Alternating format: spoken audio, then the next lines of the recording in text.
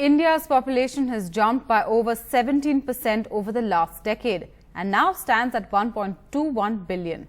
But there are some interesting other details as well. Sudhir Ranjan Sen with more details on Census 2011. India's population spike has slowed down. In the last 10 years, the population has grown at a 5% slower rate than the previous decade. The other good news, the literacy rate has grown. Significantly, more women have learnt to read and write in the last 10 years than men, and the literacy gap between urban and rural areas has narrowed as well. The census also reveals that fewer people are engaged in agriculture than they were 10 years ago, indicating more people are employed in organized or semi-organized sectors.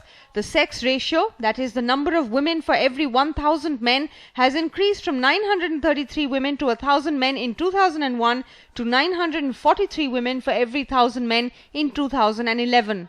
But this isn't necessarily good news. Females are outliving the males. It could also mean there is a out-migration of males from a particular area and only the females are left behind.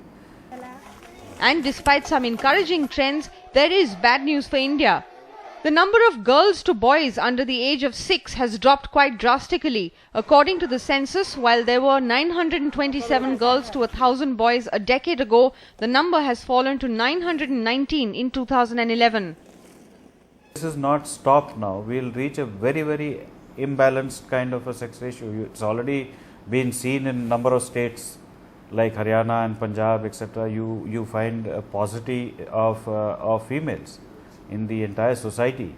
What is perhaps even more worrying is that well-to-do states with good infrastructure and higher literacy rates like Delhi, Haryana and union territories like Chandigarh are at the bottom of the table, whereas underdeveloped and strife-prone states like Chhattisgarh, Jharkhand and Assam fare much better in protecting their girl child. With Sudhir Ranjan Sen, Anusya Mathur for NDTV.